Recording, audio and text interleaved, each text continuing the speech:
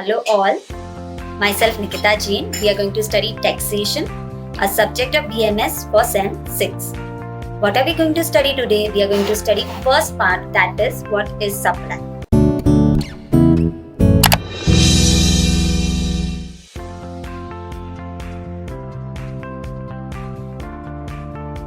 So let us understand what is supply. When we talk about supply, in order to consider a transaction supply under GST, that means in order to make a transaction, taxable transaction under GST, we need to complete 5 conditions. The first is it should be a supply of goods and service for consideration by a taxable person in the taxable territory in the course of furtherance of business. Okay? Of goods and service by a taxable person in the taxable territory for consideration in the course of furtherance of business. So let us first talk about goods and services. Anything forming or part 2 attached to land, movable article is goods as per the definition of GST Act. Okay? So it includes everything. Everything means grains, crops, animals, livestock, machinery, furniture, tools, spare parts, patents, intangible assets like copyright, patents, trademarks, office, all your accessories, that is shoes, laptop, machineries, electronic equipments, accessories, clothes. Everything is goods. Everything is good. So if you ask me mobile phone, yes, mobile phone is good. If you ask me watch, yes, watch is good. Even your makeup products, yes, they are goods. Okay, beauty products, yes, medicines, yes, they all are goods. This is the first thing. What is not good? So when you talk about the inclusive list, it's very exhaustive, okay? But you talk about exclusive list, it's very limited, okay? What are not goods? Money is not a good. So if I'm lending and borrowing money, do I have to pay GST? No. Say for example, if I have goods under my hand, I have 10 lakh rupees in my hand and I'm giving that 10 lakh rupees to someone as loan, and I'm earning interest of rupees 1 lakh per annum on that 10 lakh. Do I have to pay GST on that interest amount? No, I don't have to pay GST on that interest amount. Okay.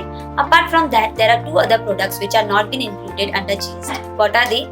The first one is petrol and petroleum products.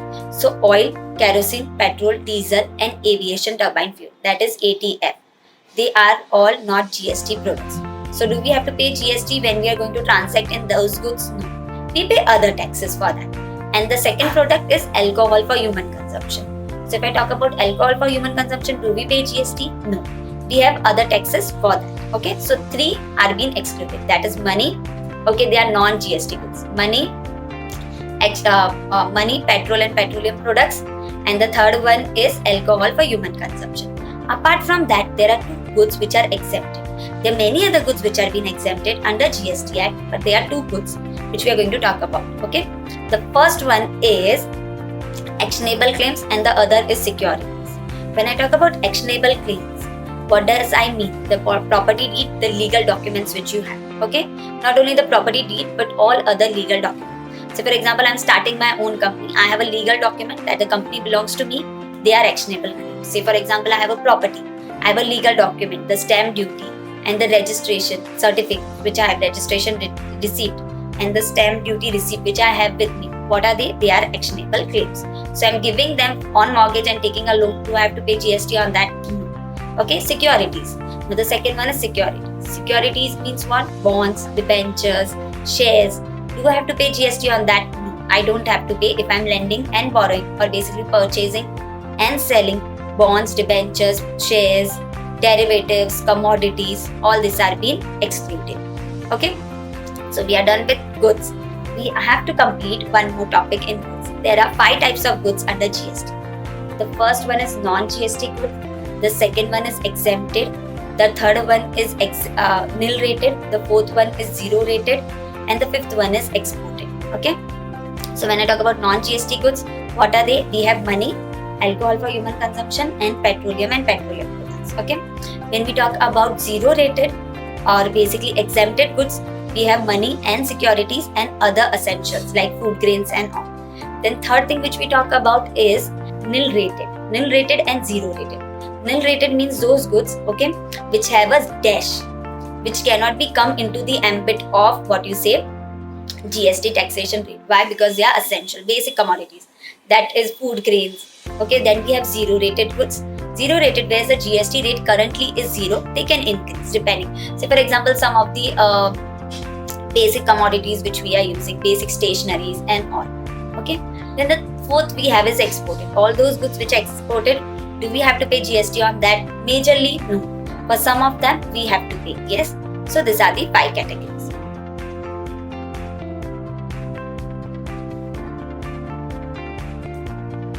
Now let us talk about services. What does services mean? The definition of service under GST Act is very easy. It means anything which is not good is services. Easy? Yes. So professional services, services of doctors, engineers, CA, okay, services of your teachers, services provided by consultancy, services provided by travel agents, services provided by wedding planners. They all are been included in the ambit of GST. But like I said, in goods, we have exempted goods. Here also we have exempted services. So services provided by educational institutions, they are exempted to a very great extent. Okay, vocational services which have been affiliated by government. Say for example NSDL, that is National Skill Development. Okay, course or committee which has been the project which has been started by government. Do we have to pay GST? No, we don't have to pay GST if we are enrolling for those courses. Okay, now let us talk about the other thing. We are done with goods and services. The second thing which we are going to talk about is for consideration.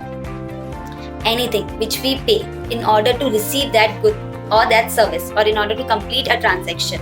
Okay, what do we say? We receive consideration. Consideration can be in cash and kind both. Cash means money, legal tender, check, traveler's check, okay, promissory notes, bill of exchange, draft, payment through Paytm, GPay, debit card, credit cards, or everything is been included. Then apart from that, when I say kind, what do I mean? Instead of receiving money, I am receiving any good or any gift from you. Say for example, I am receiving a gold chain, a vehicle, a mobile phone, okay, any other gift in any other form. Is it been included in the consideration? Yes, it is been included. Say for example, now I gave you classes for GST. Instead of paying me money, you are giving me a mobile phone. So whatever is the value of the mobile phone, you have to pay GST on that. Yes, the value of the mobile phone will be considered as a consideration. Okay, this is the second topic which we have here. So supply of goods and service for consideration. In order to make a transaction, a contract, there should be a reciprocity. Reciprocity means there should be a give and take relation. The supplier should give something, the buyer should also give something. Both of them should take something. Okay, so consideration completes the contract. Then only it has been included in the ambit of supply of goods and service for consideration by a taxable person. What does person includes? Okay, taxable person is a wide definition which we are going to study when we study registration. Okay, but now let me explain you what person includes. Okay, as per GST Act, person includes the following following categories. First is individual, then you have HUF, that is Hindu Undivided Family, LLP, that is Limited Liability Partnership, firm, okay, that is partnership firms, cooperative societies, companies, foreign companies, AOP and BOI, that is Association of Person and Body of Individuals. Okay, Association of Person and Body of Individual means various clubs which we have, Mafatlal Bagh and all. Cooperative societies. Okay, when I talk about cooperative societies, we have so many cooperative societies in Mumbai. Trust, various religious trusts, that is, say for example, Lal Bagh Trust. Okay, is it been included? Yes, it has been included. Then we have foreign companies also, like MNCs coming into India. These foreign companies, even if they are not operating in India, do they have to pay GST? Yes, if they have a transaction in India, they have to pay. Okay, not operating in India means they don't have a specific place of business in India. Okay, then foreign companies, HUF, artificial jurisdiction person. Who are they? Your educational institution, they are artificial jurisdiction person. Okay, then we also have government companies and government bodies set up by government. Okay, bodies set up by government means BMC. Okay, government companies means we have our LPG, Air India.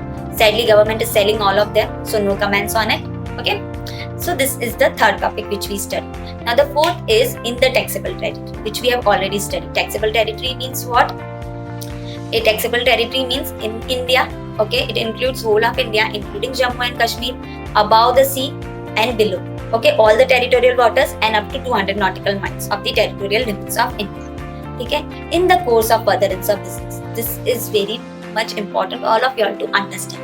When I say in the course of furtherance of business, so what does business include? It includes everything: manufacture, trade, stockist, okay, then dealers, agents, okay, this all is being included. Admission to a club, an association, becoming a member of a society, all this are being included under what you say business. So if I'm manufacturer, if I'm a dealer, I'm a wholesaler, I'm a stockist, I'm a agent, I'm a service provider, okay, I'm giving any admission to a club, say for example admission to SL World, what are they? They all are being considered as business. So anything, say for example I'm starting my own shop, do I have to pay GST? Yes. If I fall under the ambit, I have to pay GST. Okay. Say for example, I've come up with an exhibition. Say for example, we have flea markets. Okay. Currently, they are very much in trend these days. So any admission fees which we pay to flea markets, do we have to pay GST? Yes. Admissions to this amusement park, admissions to theaters to watch movies, do we have to pay? Yes, we have to pay. So all of them are being included in the example of when I say in the course of furtherance of business. Supply also includes lease, okay, rental, license, sale, barter, and exchange, disposal. Okay, lease, rental, and license, they can be clubbed into one category. Okay, can be clubbed. They are similar, not same. Lease and rental means what? Rental means when I'm taking any property on rent. Okay, sometimes I can take not even property, other goods, movable goods also on rent. Then I say rental. Okay, lease means when a property or an immovable thing is being given for a very long period of time. So for example 99 years, okay, machinery is being given on lease. Then what does it means? It means lease, and we have rental. License means I have a license of export and I'm giving it to someone else. Is it a business? Yes. Do I have to pay GST? Yes, I have to pay GST on the same. Okay, then we have sale. Sale means if I'm selling any good or any service. Okay, lease, rental, license, sales. Okay, sales include manufacturing, dealing, providing services, everything. Okay, then we have a lease, rental, license, sale, exchange, disposal. Okay, and vocation that we are going to study little in detail. So we have exchange and barter. Say for example, I am giving you classes, you are giving me mobile phone because you have a shop of mobile phone. Will it be included in the ambit of supply? Yes, it will be included in the ambit of supply. Why? Because both of us have that profession. We are dealing in it. Okay. So then we talk about exchange. Exchange means, say for example, I have a old mobile phone. I go to the shop and I get a new mobile phone in exchange of old mobile phone. So the value of the new phone is 40,000, but I am paying only 30. The balance 10,000 is the value of the old mobile phone. So in that case, what is the value of supply? In GST, 40,000. I have to pay GST on what amount? On 40,000 rupees. Okay. Then we have the next thing is disposal. Disposal means what? If I am disposing my assets which are being used for professional purposes. Okay. Disposal and transfer both. Say for example, I have a laptop. I am selling that old laptop and buying a new laptop. So if I am selling it for, say for example, 2,000 also. Do I have to pay GST? Yes, I have to pay GST. Okay. So now we are talking about vocation. Vocation means what? One-time activity. Say for example, I am a painter. I did painting. Okay. And I am selling that painting. Do I have to pay GST? Yes, I have to pay. Whatever amount I have collected, on that amount I have to pay GST. So if whomever I'm selling that, I will be collecting along with the amount of the painting. I will be also collecting the amount of GST from that person. Okay, this is the first thing. Now, this means vocation. Now, what does it not include? It does not include charity and donation. If I'm doing any charity and if I'm doing any donation and if I'm doing any personal things, it is not being considered as supply. This means what? It means, say for example, I have 10,000 rupees and I'm giving that 10,000 rupees as charity to an NGO. Say for example, being you. Do I have to pay GST? No.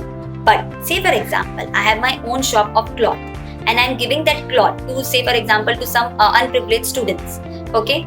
Do I have to pay GST? Yes. Say for example, I'm giving some free, I have a grocery shop and I'm giving some 10 kgs of dal and everything to Padega India or midday meal scheme. Okay. Do I have to pay GST? Yes, I have to pay. Why? Because it is being used in the business. It is my business. I have a shop. Okay, if I'm giving any mobile phone, I have a shop of mobile phone and I'm giving mobile phone to my friend as gift, do I have to pay GST? Yes, I have to pay GST on that amount. Okay, so these are the scenarios when you talk about. So the volume, frequency, continuity of the transaction does not matter. This means what? If I open a cake shop, I bake a cake, the cake was very hopeless, but still someone came and purchased it. Now I am closing the shop. So whatever the amount which I have received from the cake, do I have to pay GST? Yes. This is the first thing. When I'm closing the shop, if I'm selling the assets, say for example ACs and furniture, do I have to pay GST on that? Yes, I have to pay GST on that. Okay, this is what when I talk about supply.